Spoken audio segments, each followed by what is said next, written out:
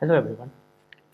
SpaceX filed their S1 form 2 weeks ago.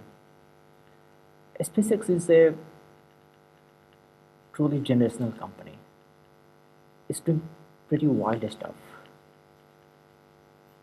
So far, like all the information about SpaceX operations, everything was private, but now they are going public and they recently filed their Form S1. So it has a lot of valuable information, how the business work, what kind of technology they are going to work, and how the future of AI is going. So I'm interested in this business of mainly two reasons, like how the future of AI is going to impact work.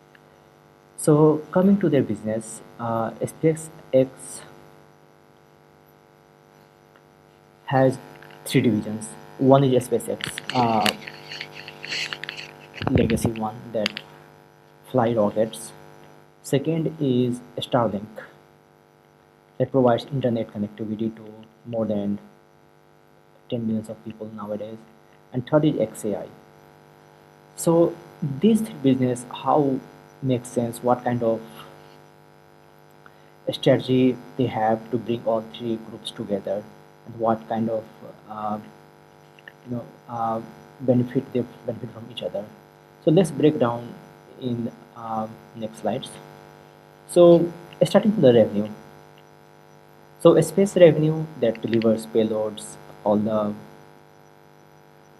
satellites is even it has like 4.1 billion revenue, and it get contracts from NASA, even like private satellites, and the Starlink, its revenue is 11.4 billion per year.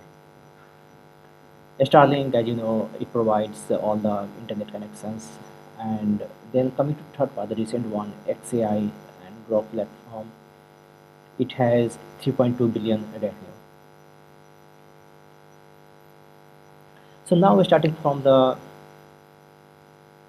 space division. So it has been mostly working at a launch business for many years, and it has reduced the cost per kg from $18,000 to 2,700. So it's around one sixth of the cost. Now they are delivering the payload to the space. And one interesting part is, out of this segment, they have launched 165 launches in last year, and only 43 were for other customers like NASA and other people, and most of them were the internal Starlink business, 75%. So how this benefit other business Starlink? So low cost development, low cost delivery to payload to the space is making Starlink cheaper. Like say if they'll go to like other provider like NASA or some other space agency and they say, hey, deliver this payload for me, they will charge a lot. But building that railroad in-house is helping them a lot. It's reducing the cost. Now coming to Starlink. So Starlink is money printer out of the all three segments they have. So it revenue number of subscribers has grown to 10.3 million now, and it's 40% operating margin, and they have 9,600 satellites in the orbit, and overall it's doing 11.4 billion in revenue. And the good interesting part is like now Starlink is price is going lower and lower. So for monthly price is now hovering around 66, and they're reducing this price internationally to move to like wider audience, to move to like new emerging markets. Now coming to their AI bet. So they recently merged their xAI, the Grok, into this AI division, and they are doing pretty wild stuff. Like they are providing compute power to Anthropic. Anthropic is like $1 trillion company and one of the leading AI labs in the world. And then they recently bought option for Cursor. So Cursor is building future of software engineering. You just define an idea and you write code. So essentially, these two businesses, uh, Grok, Cursor, and Anthropic Compute, is making a lot of money for them. So initially, last year they did only 3.2 billion in revenue and had huge loss. But we understand that okay, building this AI infra, huge compute, huge data center, take a lot of initial capital, but its future is awesome. Now coming to two deals that may change trajectory of this business. So they recently they signed a deal with Anthropic that will pay 1.25 billion per month, around $15 billion per year, for using their data center. And second is they recently bought option for buying Cursor. So Cursor is a AI editor for software engineers, and it will add more revenue. So how the bull case look like? So currently they are doing around $18 billion in the revenue, but if you add $15 billion from the Anthropic deal and maybe $3 and $4 billion from the Cursor deal to their revenue run it, so it's easily going to cross $40 billion revenue in by end of 2026.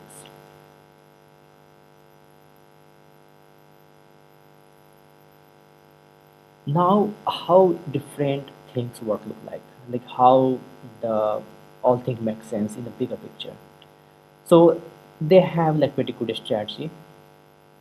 So as you know, to build AGI you need a huge data center, you need a huge compute power, and it's energy resource intensive. So building all these things on earth provides a lot of liability, like some bad actors, high energy cost, putting your power into hand of a government. So building orbital data center makes sense. It provides escapes like a lot of regulations, a lot of useless bureaucracy kind of stuff. So how all four things make sense? So first you build a railroad, like you can deliver payload to a space at very low cost. Then provide connectivity to all your users. Like when you have like all everyone is using like your internet, then you can bundle up your AI stack there. Then you build a orbital data center by leveraging your railroad, and it will power by solar power, space cooling. You don't need extra energy. And then you build AI stacks like all the apps like Anthropic. You power them by your data center, then Grok, and then also Cursor. So overall, across like all these four verticals, their expected time is around $28 trillion, and most of them is AI infra.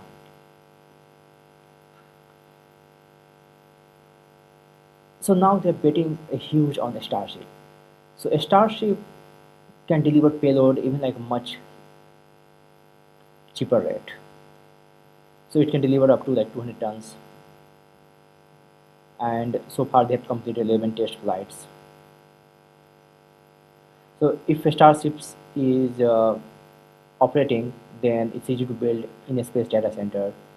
We'd easy make a Starlink cheaper and on the top of provide their AI ecosystem. And now looking at the Elon Musk package.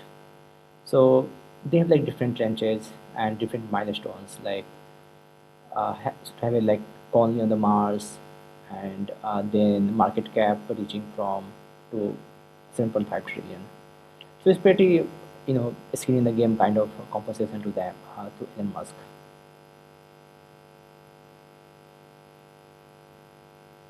So does 1.7 trillion make sense?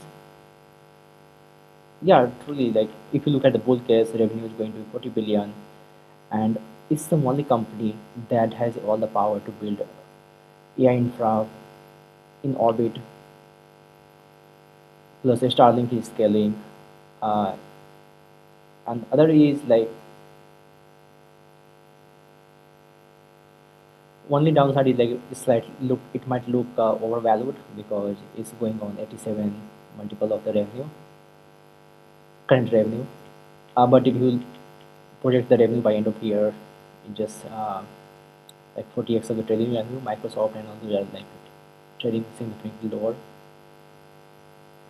So I presented this company because it defines okay where the AI is going, how the AI is moving from on Earth data centers, GPU power to in orbit, and how it's going to change the future of work. Cursor is now most likely will be a part of SpaceX, and it will impact a lot of software engineers, uh, make them more productive, reduce the number of overhead required. So it's pretty interesting to observe this business, and there are a lot of jobs available online. You can find the jobs on through Hirecare as well.